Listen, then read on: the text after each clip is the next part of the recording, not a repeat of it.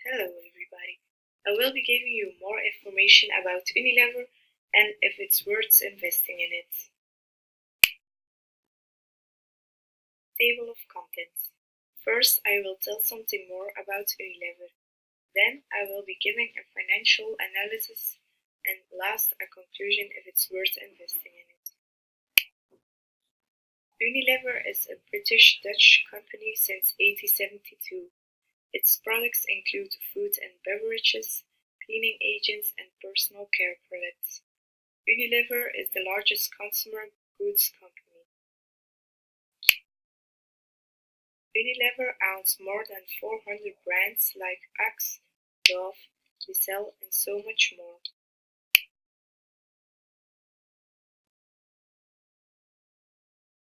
Now more about finances of Unilever. First, the assets and the liabilities. Unilever has a high number of fixed assets. That's because they have a lot of machinery and equipment. They need space to put their machinery and equipment in, so Unilever owns also a lot of terrains and buildings. The reason why their floating assets are low is because they have no stocks. Unilever has a lot of short-term debts, so that's the reason why their debts are high. In general, it is not bad that there are more debts than equity. The debts are cheaper than the equity because there are a lot of tax benefits on debts. Then the sales.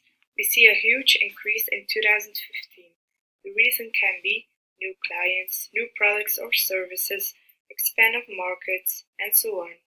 The last 3 years the sales stagnates, so that's good. The number of employees decreases in 4 years from 164,000 employees to 165,000 employees. There are 9,000 employees less, so that's a lot. The reason can be that machines replace the employees. The liquidity. Liquidity has two ratios, current ratio and quick ratio. To obtain the current ratio, the floating assets must be reduced by the long-term demands. This outcome should be shared by the short-term debts plus the accruals of the liabilities. The current ratio must be higher than 1. This is not the case here. All numbers are lower than 1. That means that Unilever is unable to pay their short-term debts on time. A ratio under 1 indicates that the company's debts that will need to be paid in a year or less are greater than its assets. By reducing the stocks of the current ratio, we obtain the quick ratio. But Unilever has no stocks according to the balance sheet. This is probably because they produce products with a perishable date and they must be sold immediately. So nothing changed here.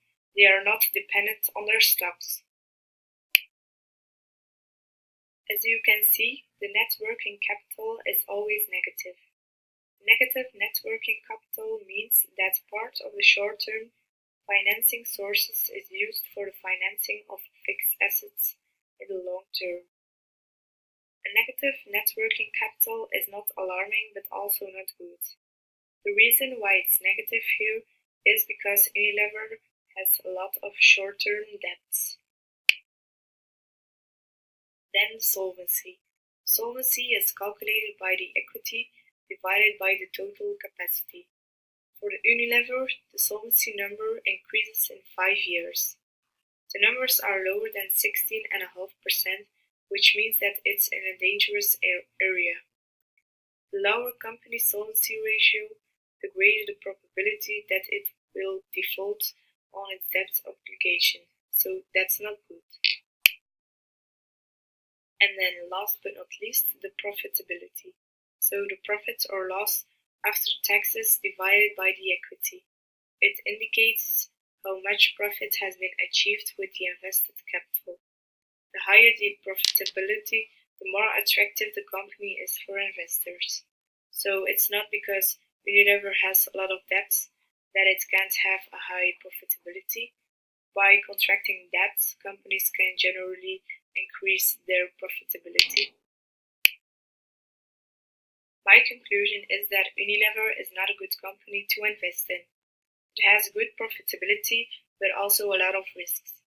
First, a current ratio lower than 1, which means that they are unable to pay their short-term debts on time. Then, because Unilever has a lot of debts, it has a negative net working capital. And last, the solvency number is lower than 16.5%, which means that it can default on its debt obligation. It would be too risky for investors to put their money in Unilever. These are the sources I used, so I can give you one tip: don't invest in Unilever for the moment.